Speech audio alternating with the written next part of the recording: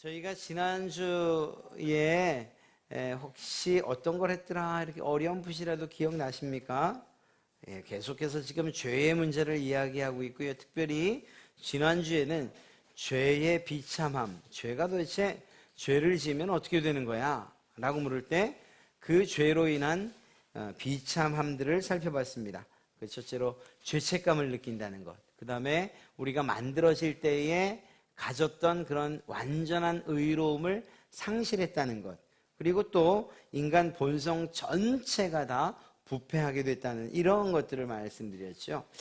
자, 이러한 지난주의 이야기를 가지고 있어야 오늘의 문제 그리고 그 답이 의미를 갖게 됩니다.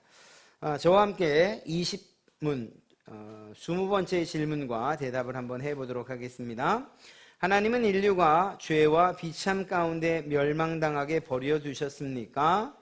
하나님은 자신의 기쁘신 뜻을 따라 영원 전부터 어떤 사람들을 선택하여 영생을 주기로 하시고 은혜 언약을 맺어 구속자를 통해 선택한 자들을 죄와 비참에서 해방시켜 구원에 이르게 하십니다.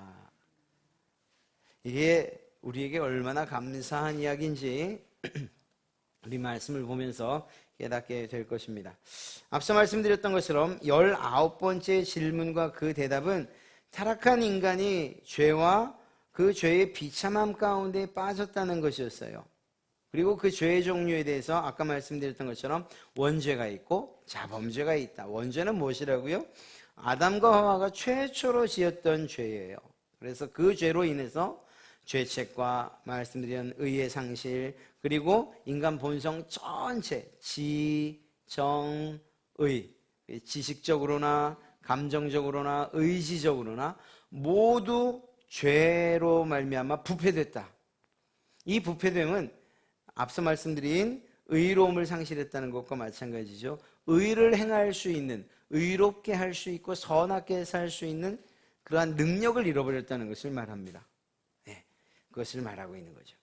그렇다면 자범죄는 뭐냐? 원죄로부터 파생되어서 나오는 모든 죄, 짓는 모든 죄를 말하는 거예요. 우리가 흔히 거짓말을 했다, 아니면은 또 나쁜 생각을 했다, 실제로 훔쳤다, 누군가를 때렸다 하는 이런 모든 죄, 죄라고 규정하는 모든 것들을 이 자범죄라고 말할 수 있습니다.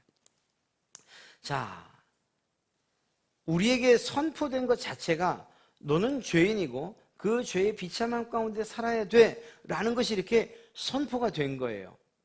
물론 우리는 아담과 하와가 지었던 죄지 그게 우리와 무슨 상관이 있습니까? 라고 말하지만 하나님의 높으신 뜻과 계획 아래서 이 일은 아담이 지었지만 우리 모든 인류를 대표한 것이다 라고 말해서 대표성을 지닌다고 말씀드렸죠. 이것이 난 도대체 이해할 수 없어요. 왜 아담이 지은 걸 저한테다가 말씀하십니까? 이렇게만 말할 수 없는 이유 무엇인가 하면 우리가 살피고 또 살펴봤지만 예수님께서 우리의 대표가 되어주시는 일들을 위해서라도 우리는 아담이 우리의 대표로 우리의 대표성을 지니고 있다고 이렇게 믿어야 되는 것입니다.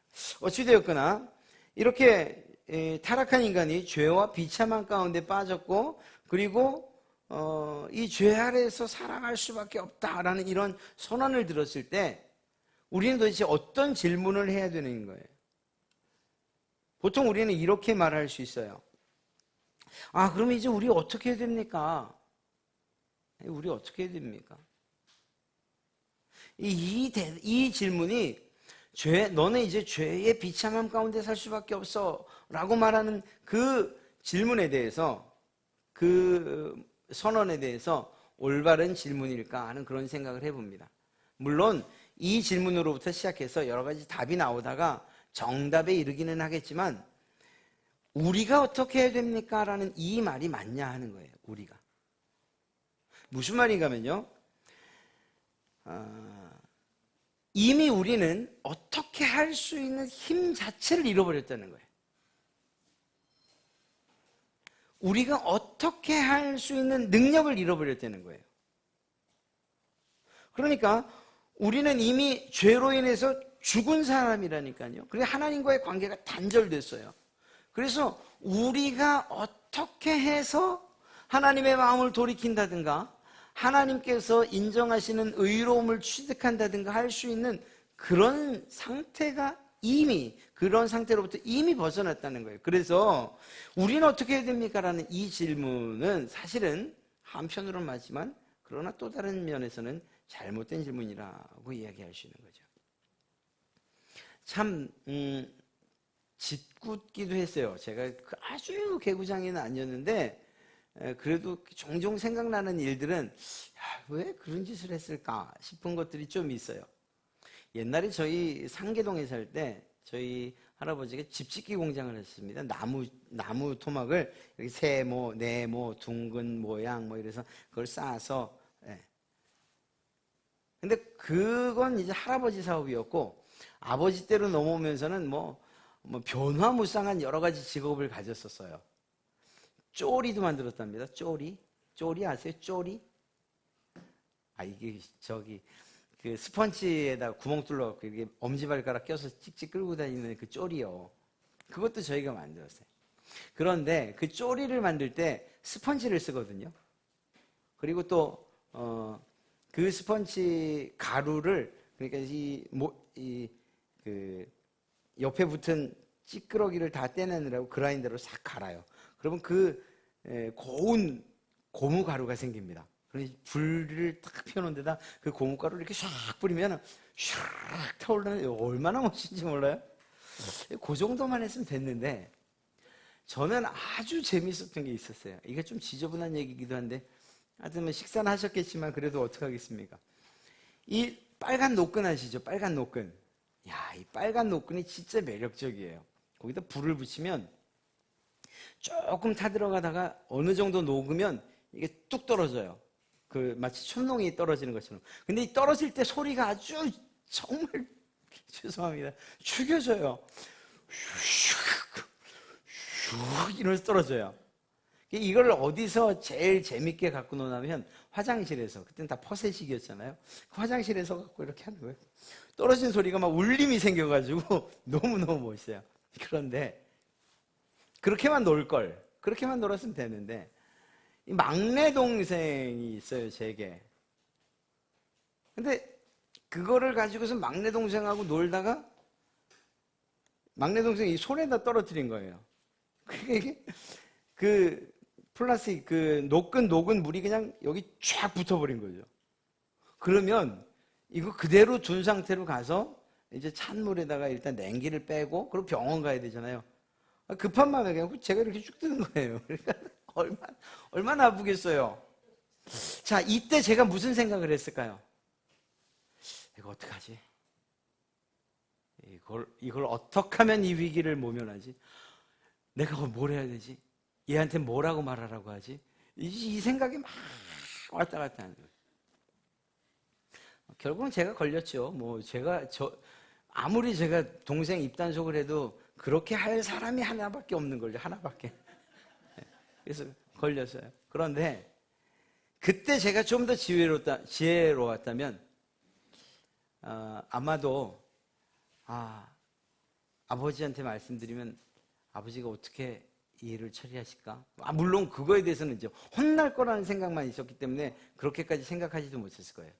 무슨 얘기인가 하면 분명하게 내가 잘못한 것에 대해서는 누가 봐도 아니까 그러면 아버지가 나를 어떻게 하실까에 대해서 더 고민을 해야 되는 거죠. 내가 어떻게 할까? 이거는요, 누가 봐도 다 알아요. 다 들통날 수밖에 없는 거예요. 그리고 해결의 방법이 없어요. 뭐 다 저질러 놓고서 무슨 내가 어떻게 할까겠어요. 제겐 그 죄를 용서받을 만한 능력이 제게는 없어요. 그 죄사함은 오직 아버지에게만 있기 때문에 저는 어떻게 할 수가 없는 거죠. 동생은 저의 죄를 사했어요. 형, 책임 묻지 않겠다고 윽박질러 갖고 그렇게 끝났는데 문제는 아버지인데 아빠한테 이제 용서를 받아야 되는 거죠. 여러분 이게 이해가 됐는지 모르겠는데요. 우리를 향해서 넌 죄인이야. 그리고 그 죄책감 그리고 또 의를 잃어버린 상태로 그리고 전적으로 부패한 상태로 살아야 돼 라는 이러한 죄와 그리고 죄로 인한 비참함이 우리에게 선언되었을 때 우리가 생각할 것, 그럼 나 이제 어떻게 하지? 내가 어떻게 해야 되지? 이게 아니라는 거예요. 만약에 우리에게 어떤 능력이 있다면, 이것들을 회복시키거나 원상복귀할 만한 능력이 있다면, 그럼 내가 어떻게 해야 될까?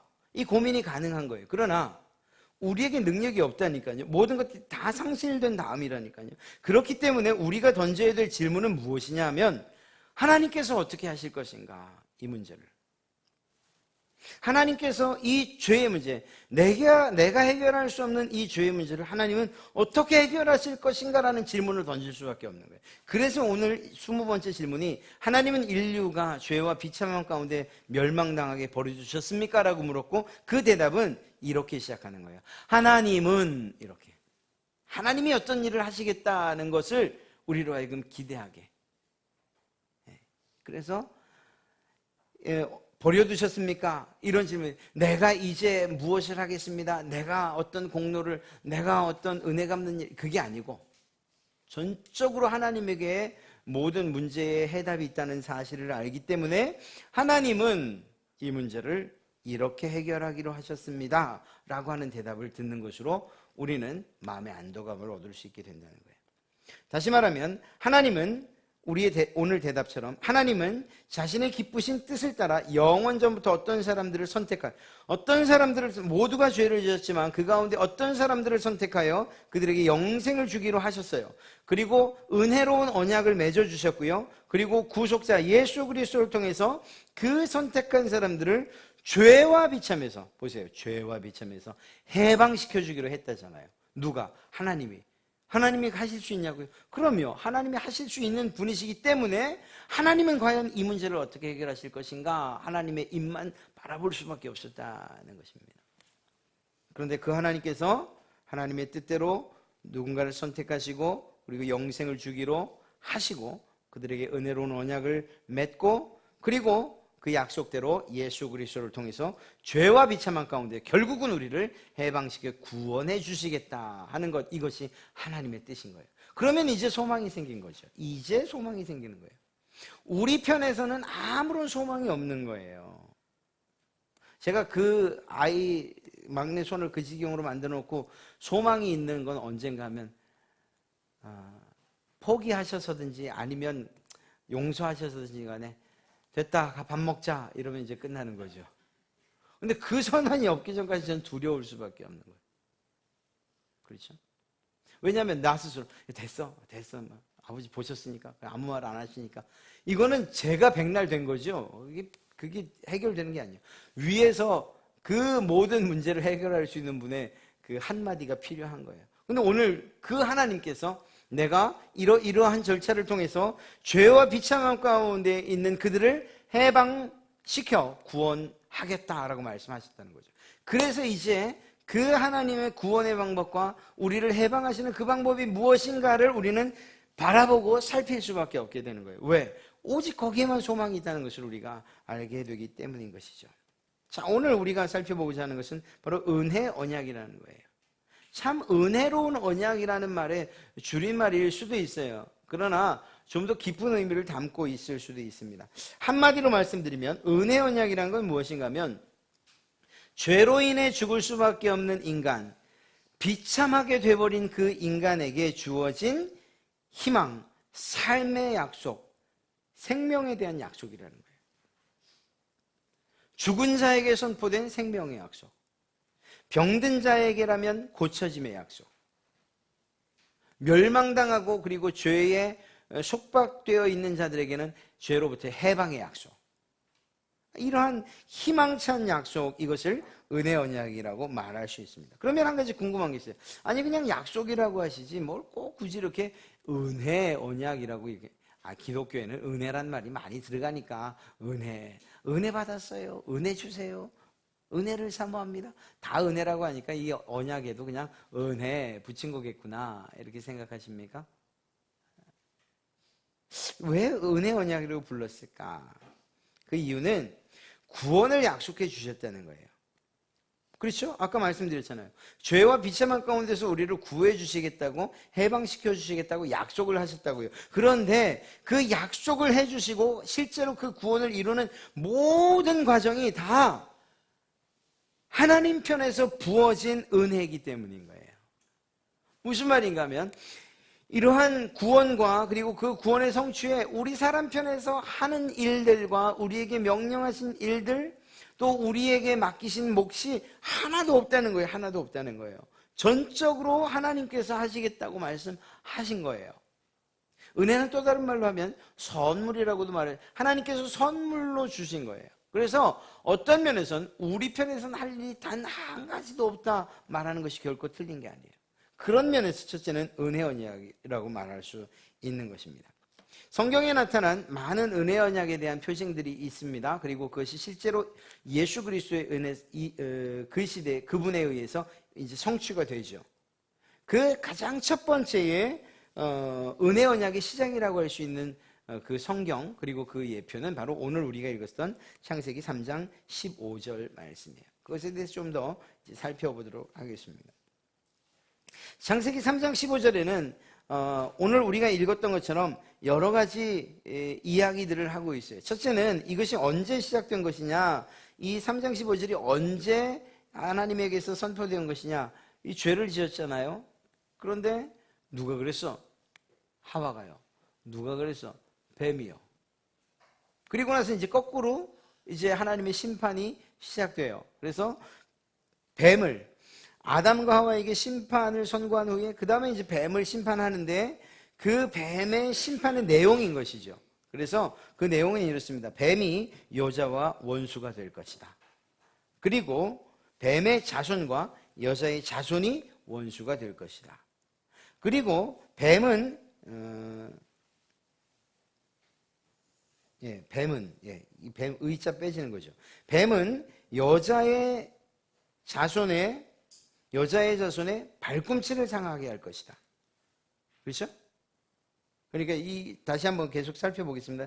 그 다음은 뭔가 하면 여자의 후손은 뱀의 머리를 상하게 할 것이다. 자, 보십시오. 여기는 뱀 그리고 여자가 나오고요. 뱀의 후손 그리고 여자의 후손, 자손 나오고요. 그 다음에 뱀이 입히는 상처가 나오고 여자의 후손이 입히는 상처가 나와요. 이 말씀이 은혜 언약이다. 이게 도대체 무슨 말인가 하는 이야기를 이제 우리는 하게 될 것입니다. 먼저 한 가지를 좀 살펴볼 필요가 있어요. 앞서 은혜 언약을 우리가 이제 이야기를 할 텐데, 그러면 죄로 인해 죽을 수밖에 없는 인간에게 주어진 희망이라는 것은 은혜 언약 외에는 다른 방법이 없습니까? 우리가 뭔가 좀 해서는 안 됩니까? 라는 이런 질문을 던질 수 있죠. 맞습니다. 은혜 언약밖에 없어요. 왜냐하면 여러분이나 저나 아담 이후에 태어난 모든 아담의 자손들은 스스로 선함과 의로움을 회복할 수 없기 때문이에요. 없는가? 예, 없어요. 이미 우리 가운데에 원죄라고 하는 이러한 죄가 혈통적으로 내려오고 유전적으로, 그리고 그 죄로 인해서 죄책감과 그리고 완전한 잃어버린 의로움, 그리고 전인격적으로 부패됨, 이러한 상태이기 때문에 우리가 스스로 선함과 의로움을 회복할 수 없어요. 자, 이렇게 얘기하면 아유 목사님 무슨 소리예요? 요즘에도 얼마나 선한 사람들이, 법 없어도 살 사람들이 얼마나 많은데 저도 법 없어도 살 것 같아요. 여기 다 그런데요 뭐. 그러나 그건 외형적인 예요. 표면적인. 우리 안에서 일어나는 정말 수없이 반복되어 일어나는 그러한 죄성, 그냥 어떤 때 그냥 불쑥불쑥 올라오는 이러한 죄의 욕망들과 그리고 죄성들은, 이것들은 정말 하나님께서 컨트롤해 주시니 망정이지, 만약에 그 하나님께서 억제해 주지 않으신다면 우리는 금방, 오늘 제가 지금 이 자리에서 여러분들을 향해서 이렇게 정말 선합니다, 의롭습니다, 전 법 없이도 삽니다 말하지만 뒤돌아서서 죄를 지을 수도 있는 그러한 가능성이 우리에게, 여러분에게 있다라는 거예요. 우리 안에 있는 이러한 죄의 잠재성. 그래서 학교 다닐 때 어떤 교수님은, 제가 말씀드렸잖아요, 아주 단어 만드는 걸 굉장히 좋아하는 한 분이 계셨다고요. 이 죄에 대한 표현을 죄굽성이라고 그렇게 표현을 하셨다니까요. 죄굽성. 그게 무슨 얘기냐면 해바라기가 태양을 바라보면서 굽어지는 것처럼 모든 인간들은 죄를 향해서 굽어지게 되어 있다는 거예요. 죄굽성. 근데 용어는 별로 안 이뻐요. 죄굽성이 뭐. 근데 의미는 괜찮은 것 같아요. 죄를 향해서 굽어지는 죄. 항상 죄를 향해서 굽어지게 되어 있는 것. 이것이 우리의 사람의 모습이에요. 그러다가 어느 날 마치 집안에 적정한 습도와 온도 그리고 통풍되지 않는 이런 조건이 맞춰지면 어느 날 갑자기 그냥 확 타고 오르는 곰팡이처럼 이 죄굽성이 이 우리 안에 있는 죄가 우리 가운데에서 상황만 만들어지면 바로 실제적인 죄로 발현되는 거예요. 이게 우리거든요. 그러나 다른 사람들이 보지 않는 혹은 다른 사람들 앞에서의 그런 가식과 또는 위장 이것들이 너무 탁월해서 마치 죄 없는 것처럼 그렇게 인정받고 자기 스스로도 이야기하지만 그건 기만인 거죠. 자기를 속이는 거죠. 그렇습니다. 모든 사람들은 스스로 선함과 의로움에 이르를 수 있나 없다는 거예요. 또한 행위를 통해서 그럼 구원받을 수 있는가? 이 일이 실제적으로 우리에게 주어졌었죠. 이스라엘 백성들에게 법으로 주어졌었잖아요. 하나님께서 율법을 주셨어요. 율법을 통하여 구원받을 수 있냐? 있어요. 있어요. 그러나 없어요. 말을 하나만 하지 그걸 두 가지 있어요. 무슨 얘기인가 하면 법을 완벽하게 지키면 구원받을 수 있다니까요. 하나님께서 그렇게 법을 주셨어요. 그런데 없다는 이야기는 뭔가 하면 그 법을 지킬 만한 능력이 우리에게 없어요. 그래서 법을 통해서 법을 지켜서는 율법을 지켜서는 구원받을 사람이 단 한 사람도 없는 거예요. 거기에 완벽하게 목매고 있는 유대인들, 그들이 법을 지키기 위해서 법이 이만큼의 여기까지 가면 안 돼라고 말하면 거기까지 가는 것조차 혹시라도 한 걸음 더 가서 죄를 지을까 봐 이보다 앞에 방어하는 의미의 법들을 더 많이 만들어 놨어요. 그렇게 해서라도 법을 지키려고 한단 말입니다.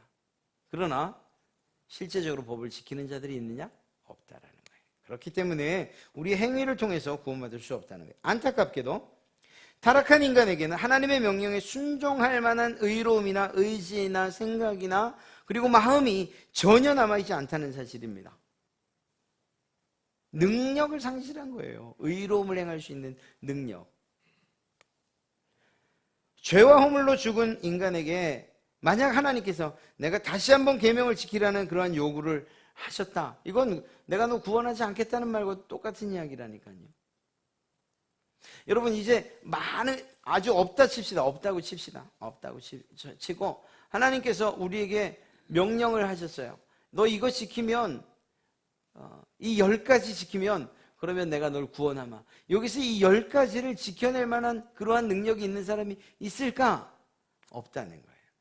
그런 면에서 보면 계명을 통해서 명령을 통해서 구원하시겠다라고 한다면 우린 일찌감치 포기할 수밖에 없다니까요. 정말 그럴 수 있는 사람들이 있냐? 없다는 거예요. 결국 우리의 구원은 전적으로 하나님의 손에 달려있다는 것을 우리가 인정해야 된다는 거예요. 우리 편에 없다는 거예요. 그래서 아까 처음 질문드렸던 이러한 죄와 죄의 비참함 가운데 우리는 멸망당할 수밖에 없습니다 라는 선언이 선포되었을 때 그때 우리가 해야 될 질문이 뭐냐면 하나님 그러면 하나님 어떻게 하시겠습니까? 내가 어떻게 할까요가 아니고 하나님께서 어떻게 하시겠습니까? 하나님 이 구원을 하나님은 그럼 어떻게 이루시겠습니까? 이렇게 질문할 수밖에 없는 거죠.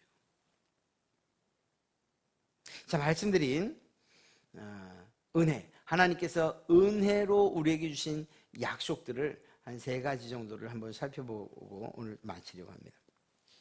첫째는 창세기 3장 15절이에요. 아까 말씀드렸던 것처럼 여기에는 두 자손을 대비시켜 이야기합니다. 뱀의 자손, 뱀의 후손과 여자의 후손으로.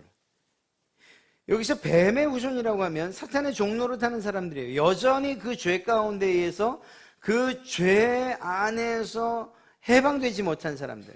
그래서 그 사탄의 그 종로를 타는 그런 모든 사람들을 이야기한다고 말할 수 있습니다.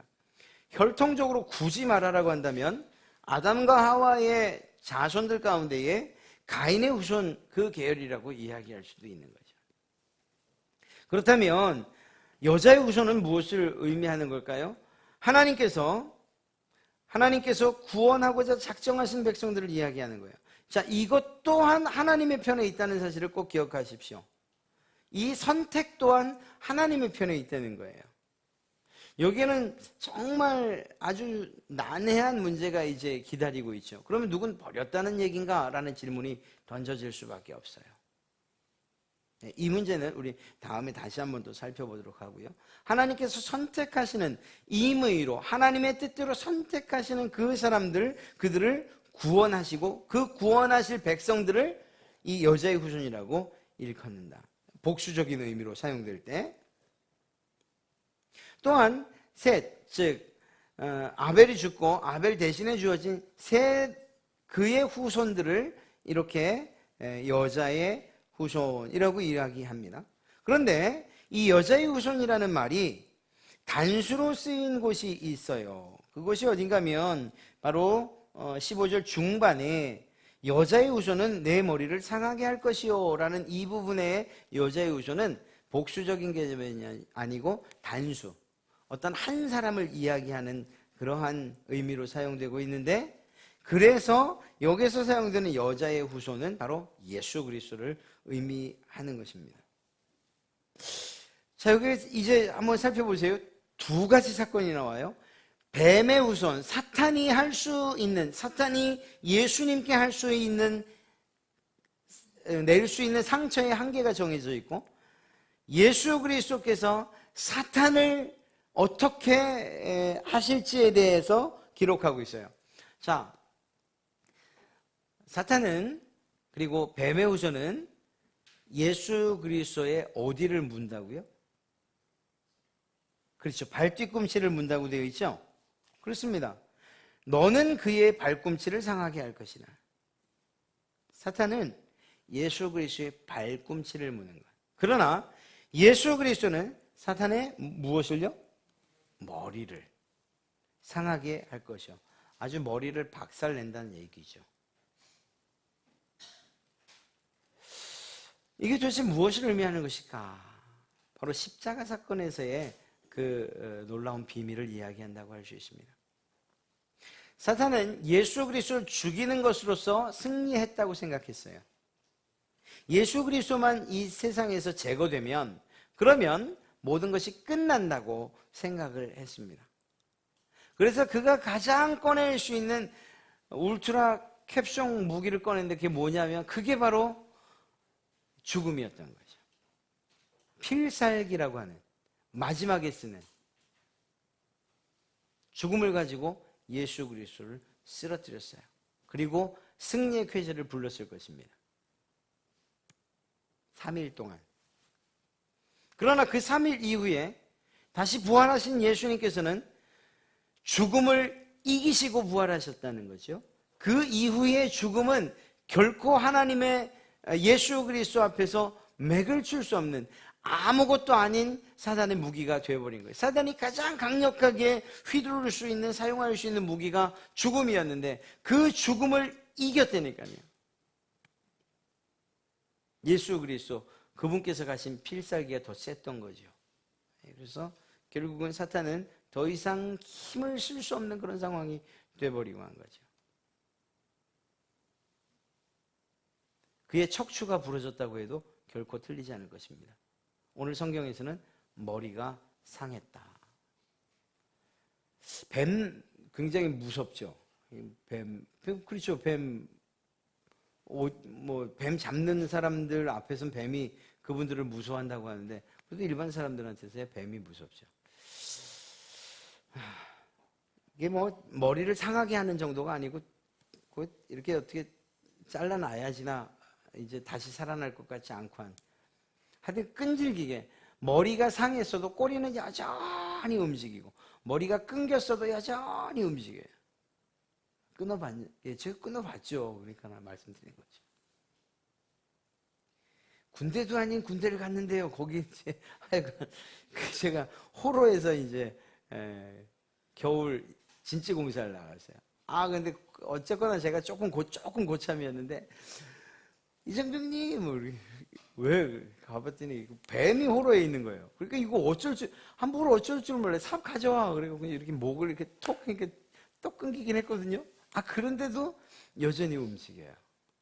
여러분, 지금 이 세상 예수님께서 사탄의 머리를 짓밟아 깨뜨린 그 이후에도 여전히 사탄이 득세하고 악과 죄가 관영하는 것처럼 보이지만 그것은 이미 목숨이 끝난 죽어버린 뱀이 그저 움직이는 그 움직임에 지나지 않는 거예요. 그래서 우리는 결코 그 사탄을 두려워할 이유가 없어요. 왜? 이미 승리하신 예수 그리스도가 나의 주인이시기 때문인 것이죠. 우리의 큰형님 되시잖아요. 이런 면에서 볼 때 창세기 3장 15절에 나타나는 이 일은 결국은 하나님께서 예수 그리스도를 통해서 우리를 죄로부터 구원해 주시고 죄의 비참함으로부터 구원해 주실 것이다. 그 죄의 근본이라고 원흉이라고 말할 수 있는 사탄의 머리를 짓밟을 것이다. 승리하실 것이다를 이미 이야기해 주신 거예요. 자, 여기에서 우리가 생각해 봐야 될 게 있어요. 우리 편에 맡기신 게 있냐는 거예요. 뱀 꼬리 잡고 있나요? 그 사이에? 뱀 머리 짓밟는 사이에 꼬리가 와서 예수님을 탁 칠까봐 이렇게 머리 막 붙잡고 있으라고 그러셨나요? 그것도 아니잖아요. 그냥 예수님께서 처리하신 거예요. 우리에겐요, 아무런 뭘 한 일이 없어요. 그래서 뭐라고 말한다고요? 은혜 언약이라고 말하는 거예요. 하나님께서 일방적으로 우리에게 주신 전적인 은혜인 거죠. 우리 편에서 이 일, 즉 사단을 이기거나 그 권세로부터 벗어나거나 해방받기 위해서 우리가 한 일이 있냐 물으면 없다는 거예요. 그래서 은혜의 언약이라고 말씀드리는 거예요. 이 일을 예수님께서는 오셔서 하셨어요. 예수님께서 오셔서 병든 자들을 고치시고 귀신을 내쫓고 자연 만물을 다스리시고 말씀으로 명령하시고 하신 이 모든 일들은 사탄의 통치 아래 있던 자들, 그리고 그 사탄의 아래서 신음하던 자들을 해방시키시는 그 일련의 과정과 그리고 또 주님께서 하실 일들을 보이신 것이라고 이야기할 수 있는 것이죠. 그래서 그것들을 쫓아내시고 고치시는 과정들을 통해서 주님께서 십자가 사건을 통해 죄와 사망에서 우리를 구원하실 메시아라는 사실들을 이렇게 나타내신 사건들인 거예요. 주님께서 그냥 단순하게 불쌍해서 고쳐주신 것, 그것도 틀렸다고 말할 수 없지만 그 사건들을 통해서 사단에게 매여 있는 자들을 해방시키시는 일들을 실제적으로 나타내 보이신 것이죠. 귀신에 얽매여 있는 사람들을 해방시키시는 것을 통해서 하나님께서, 예수님께서 하실 일들을 나타내 보이신 거예요. 이후에 십자가에서 다시 부활하심으로 말미암아 사탄의 머리를 짓밟을 것이라는 것을 나타내 보이신 거예요. 그리고 우리를 구원하신다는 그 사실을. 또 한 가지는 창세기 3장 21절입니다. 이건 좀 한번 찾아볼까요? 21절 우리가 읽지 않았으니까 제가 한번 읽어드릴게요. 여호와 하나님이 아담과 그의 아내를 위하여 가죽옷을 지어 입히시니라. 아담과 하와가 죄를 지은 다음에 그 죄로 인해서 너무나 부끄럽고 너무나 수치스러웠어요. 그 부끄러움과 수치스러움을 어떻게든 가리기 위해서 첫 번째 한 일이 뭐죠? 나뭇잎을 가지고서 자신들의 부끄러움을 가렸어요. 그리고 두 번째 한 일이 뭐죠? 하나님의 낯을 피해서 나무 뒤로 숨어요. 죄가 지금 이렇게 만들어 놓은 거예요. 하나님 앞에서 피하거나 자신들끼리 부끄러워하는 그러한 사람들이 아니었는데 죄가 그만 이렇게 만들어버리고 말았어요. 나뭇잎이 오래 갈 수 없잖아요. 한낮에, 그리고 또 오래 가서 며칠 갔다면 결국은 다 붓으로 없어지잖아요. 또다시 만들어야 되죠. 또다시 만들어 입어야 되잖아요. 오늘 21절에는 가죽옷을 입히셨습니다 라는 말로써 이렇게 간단하게 표현되어 있습니다. 그런데 한 가지 생각해 보자고요. 가죽옷이 그냥 생기나요? 하나님께서 가죽옷을 창조하셨나요? 아니잖아요. 가죽옷을 입히셨다는 이야기는 비록 여기에 나와 있지 않지만 그 가죽을 가진 짐승이 죽었다는 걸 이야기하는 거죠. 하나님께서 하나님이 창조하신 그리고 보시기에 아름답다, 참 좋다라고 하셨던 그 피조물 가운데 어떤 하나를 직접 잡으셨다는 거예요. 어떤 면에서는 그 짐승은 하나님에게 가장 소중한 것일 수도 있어요. 물론 사람만큼은 아니지만 말입니다. 그러나 그 가축을, 그 짐승을 하나님께서 직접 잡으셔서 옷을 지어 입히셨다는 거죠. 이 일이 과연 우리에게서로부터 시작된 것이냐? 아니라는 것입니다. 인간이 아닌 하나님께서 이 일을 이루셨다고 말하고 있어요. 여호와 하나님이 아담과 그 아내를 위하여 가죽옷을 지어 입히시니라. 누가? 하나님께서. 일방적으로 주어진 은혜라고 말할 수 있어서 은혜 언약이라고 말하는 거죠. 여러분, 이런 일들을 생각하면 하나님께서 여러분과 저를 얼마나 사랑하시는가에 대한 생각들을 떨쳐버릴 수가 없는 거예요. 짐승을 죽이셨잖아요, 짐승을. 물론 더 놀라운 일들을 행하시죠. 계속 살펴봅니다. 아브라함이 이삭을 바쳐요. 그래서 모리아산을 올라갑니다. 그런데 하나님께서 그의 믿음을 인정하시고 멈추게 하시죠. 그때 이 이삭을 대신했던 게 뭘까요? 슈양이었어요. 양은 어디서 나왔을까요? 하나님이 준비해 주셨죠. 그래서 여호와 이레라고 말하죠. 하나님이 준비하셨어요. 아브라함이 가져간 것, 사람이 가져간 것이 아니고 하나님께서 준비하신 거예요. 그래서 하나님의 은혜인 거죠. 인간 편에서 어떤 일들을 한 것이 아니라니까요. 이 외에도 하나님께서 우리에게 은혜로운 언약, 은혜로운 약속을 주셔 우리에게 구원과 생명을 주셨다는 이야기들, 그것들을 예표하는 것들은 성경에 가득 담겨 있어요. 그런데 이것이 실제적으로 완성되는 때가 있죠. 어느 분? 예수 그리스도 말입니다. 예수 그리스도. 앞서 3장 15절에서나 3장 21절에서 이 짐승의 가죽이나 혹은 율법에서 나타나는 그러한 대속 양이라든가 혹은 아브라함이 이삭을 바칠 때 대신 바쳐줬던 순양이라든가 유월절의 어린 양이라든가 이렇게 희생을 통해서 짐승의 희생을 통해서 인간이 구원받는 이 모든 일들은 결국은 누구를 예표하고 있는 것인가? 예수 그리스도를 예표하는 것이거든요. 그런 면에서 볼 때 예수 그리스도의 십자가 사건을 나타내는 것이죠. 그러면 이제 우리는 처음 질문했던 것과 마지막 질문을 딱 맞춰볼 필요가 있어요. 은혜 언약이란 무엇이냐? 앞서 말씀드린 것처럼 우리의 힘으로는 할 수 없지만 죄로 죽을 수밖에 없는 인간에게 주어진 하나님 편에서 하신 약속이라고 말할 수 있고, 더 구체적으로 말하면 그 은혜 언약은 누구를 통해서 완성되었느냐? 예수 그리스도를 통해서 완성되었다, 이렇게 이야기할 수 있는 것입니다. 예수 그리스도, 그분께서 십자가에 죽으신 거예요. 자, 여기서 중요한 게 있어요. 예수 그리스도께서 자의적으로 물론 그 십자가를 지셨습니다. 그러나 그 자리에 오르게끔 계획하신 그분이 누구시냐? 하나님이시라는 거예요. 하나님이 디자인하신 거예요. 하나님이 계획하신 거예요. 그리고 그 약속을 하나님께서 우리와 하신 거예요.